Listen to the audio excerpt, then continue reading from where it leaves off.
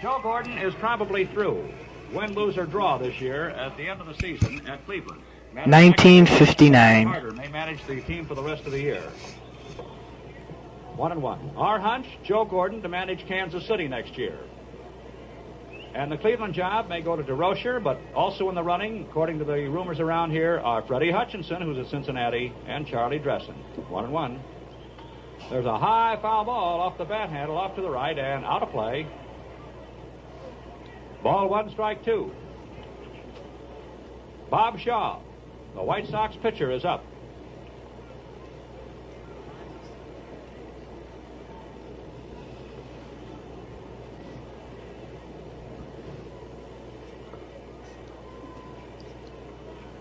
Arshman throws. Foul ball. 1-2.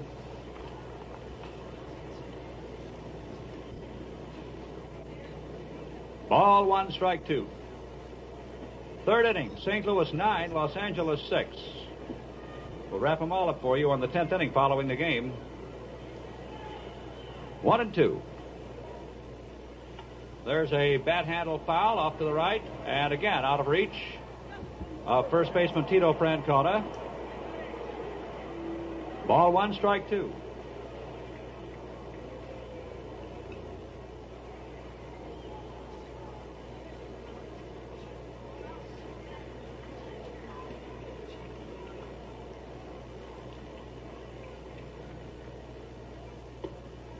That is a ball. 2-2. Harshman unhappy about the call by plate umpire Bill Summer.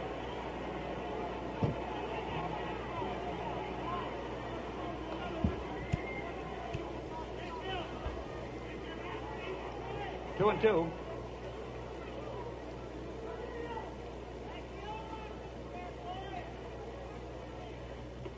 That's a ball. Ball 3, strike 2 to Shaw.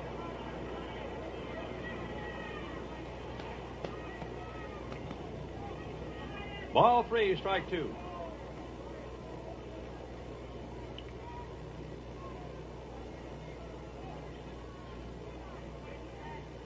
There's a bat handle foul. Out of play. 3-2 to Bob Shaw, the pitcher, leading off in the White Sox ninth.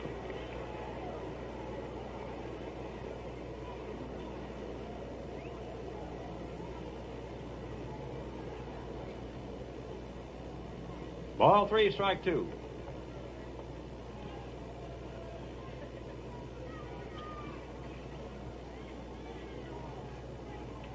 Strike ball. Bob Shaw called out on strikes. Ninth inning. Aparicio, the shortstop, is up. Louis has 2 hits in 4 at-bats, a single and a double. 1 run scored. And 1 batted in, when Phillips scored all the way from first on Louis' double to right.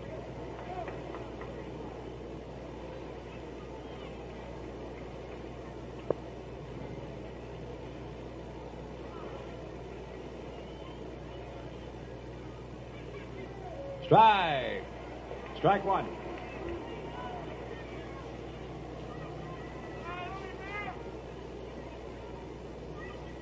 I don't know if you can hear that White Sox bench yelling on this microphone or on our crowd mic, but they sure are yelling it up. That's a ball. 1-1.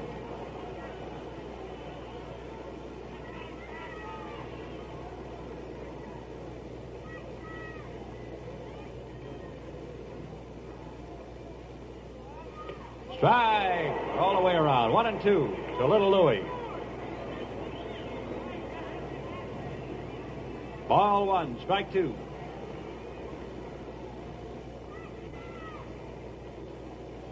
Outfield straightaway, not too deep. There's a ground ball.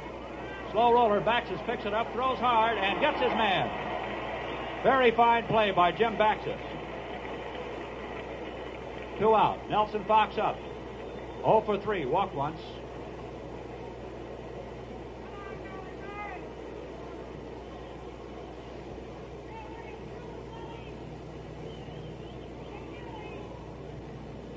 White Sox 4, the Indians 2, ninth inning.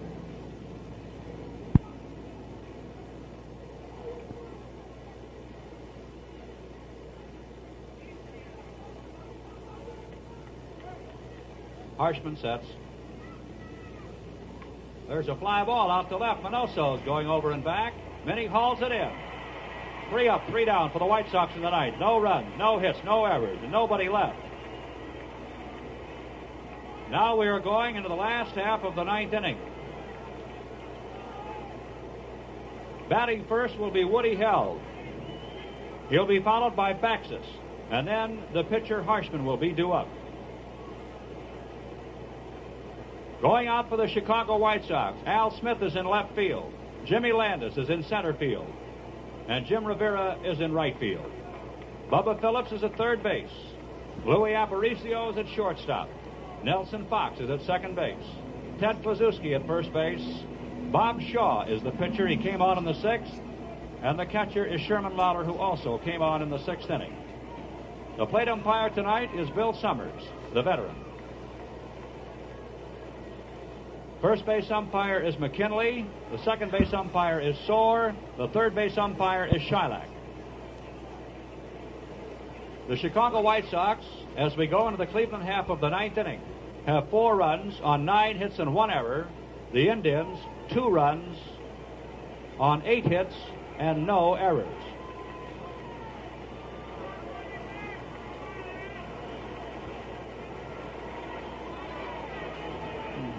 A crowd of 54,293 people buzzing with excitement now as Woody Held steps in. And there is a curveball, strike 1. Held has been on base once. He walked and scored in the 5th inning. He is 0 for 2. He was the first man Shaw faced when Bob came in the 6th inning with 2 out, and he hit into a forced play. There's a high fly ball out into short right. Nelson Fox back in the grass, calls for the ball. He takes it. 1 out. And Jim Baxis is due up. He'll be batting for the first time. Jim Baxis, a muscular fellow, has a batting average of .233. He has 15 home runs and 34 runs batted in. He's at bat with 1 out in the ninth and nobody on. And there is strike 1 called. Strike 1. In the ninth inning to Baxis of Cleveland.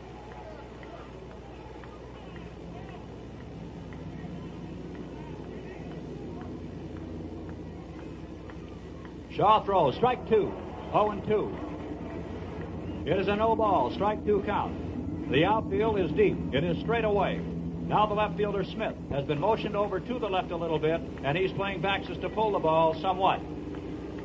0-2.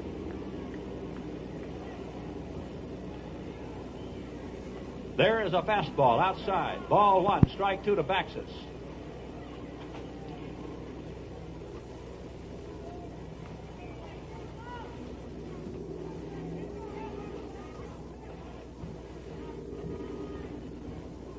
One and 2.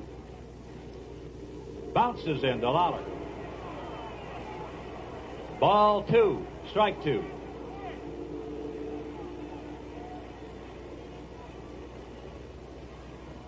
Two and 2.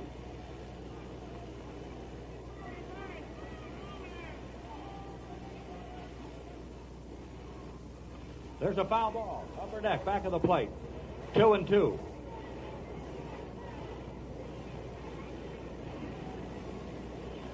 Ball 2, strike 2.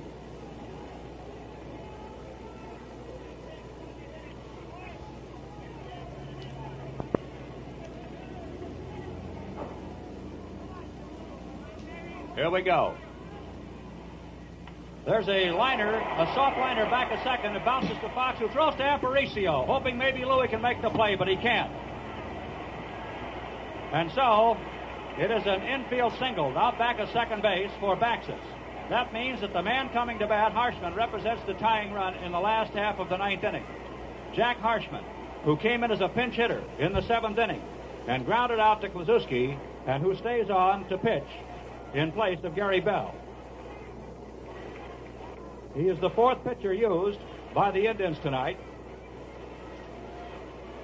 And with a man on base and 1 away in the last half of the ninth inning, that's Harshman in the batter's box now. We are getting a pinch runner. Webster. Webster is running in place of Bactus. This is Ray Webster, an infielder. 1 out. Nelson Fox is pretty deep at second base. Aparicio moves over towards second. There's a ground ball foul down the first base side. Strike one.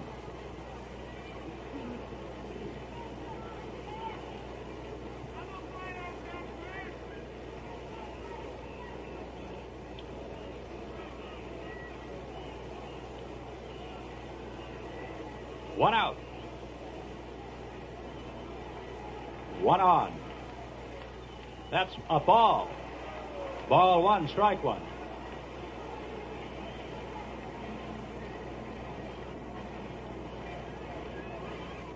White Sox 4, Cleveland 2. That's a ball. Outside. Ball 2, strike one.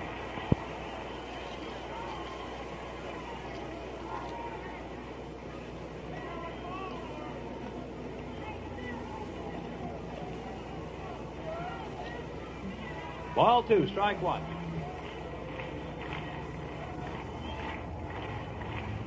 There's a line drive, base hit to right field. Webster held up a moment, now advances to second. There are Cleveland runners on first and second with 1 out, and Pearsall is up.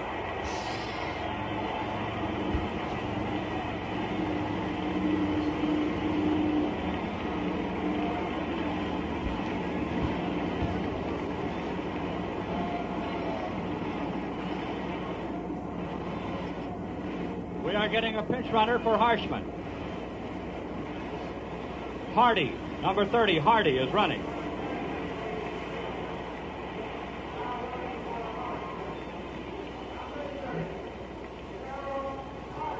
Number 30, former pro football player Carroll Hardy, is running for Harshman. So you have Hardy on first and Webster on second. They represent the tying runs in the 9th inning.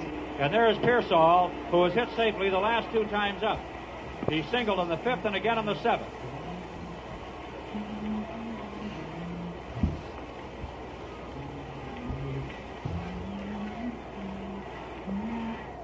Lown and Staley are in the bullpen. Lown and Staley. Here is Pearsall. 1 out. That's a strike. Fastball, strike one. Thrown by Bob Shaw.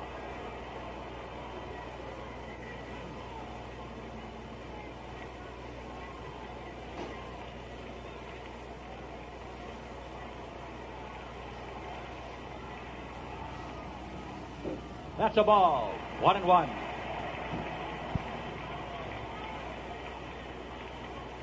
Ball one, strike one.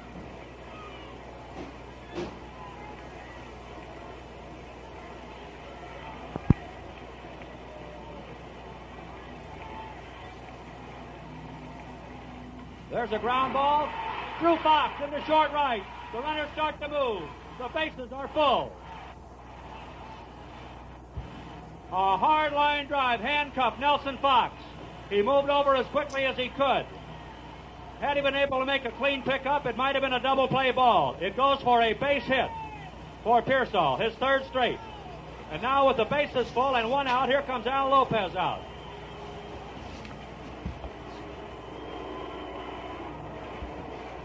Here is Al Lopez for Cleveland. Pearsall is on first. Hardy is on second. Webster is on third. With 1 out, Vic Power will be the batter.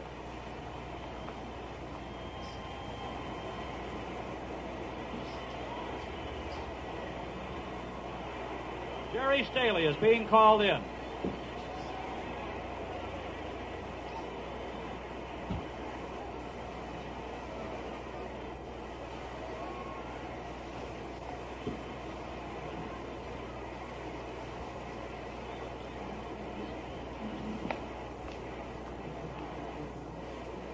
Coming in now is Staley.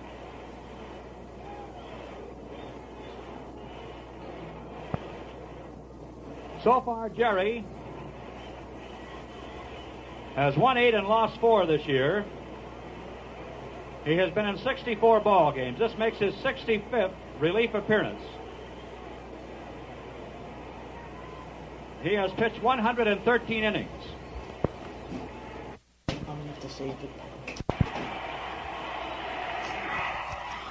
Vic Power, the batter.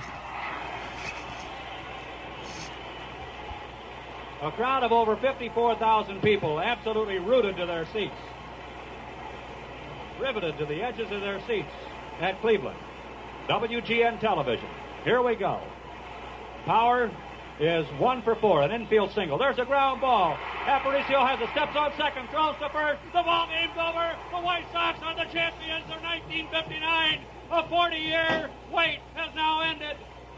The White Sox have won it. The White Sox have won it. A double play by Louis. He grabbed the ball. He stepped on second. He fired to first. And pandemonium reigns in Chicago, I know. Start those sirens. Blow those whistles. Break that furniture. Do whatever you want.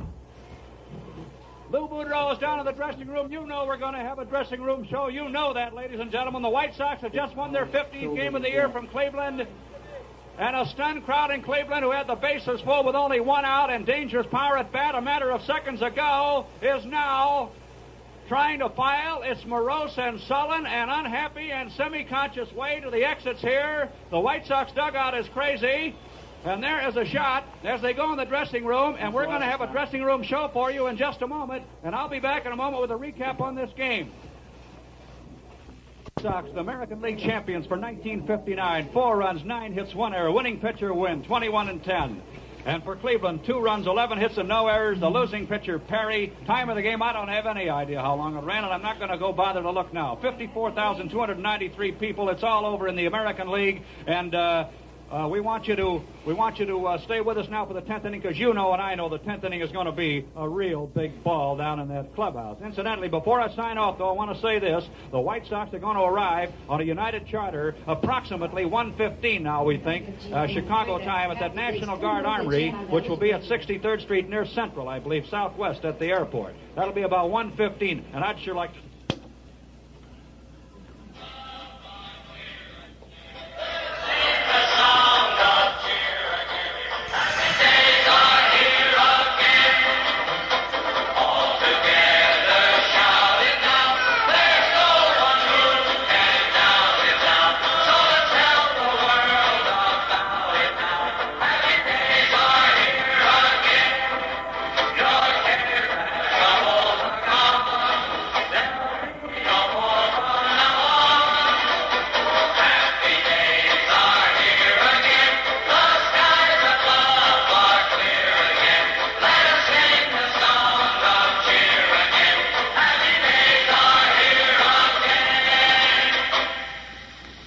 They sure are, and don't go away, because we got some service coming up. Jack Brickhouse, ladies and gentlemen, welcome to the 10th inning, brought to you by HFC Household Finance Corporation, America's oldest and largest company making installment cash loans. More about that later. Right now, down to the dressing room, the Sox dressing room, and here's Lou Boudreau. Run by Smith that really gave us a little something to work on, and I think it was your home run. Get up here, young fella. Come on now. Get up here. I think it was your two fellas' home run that gives a manager that extra run to work on. And Smitty, that ball felt pretty good that you hit one. Yes, it did, Lou. And I want to congratulate you on a defensive play of the night when you threw out the no-throw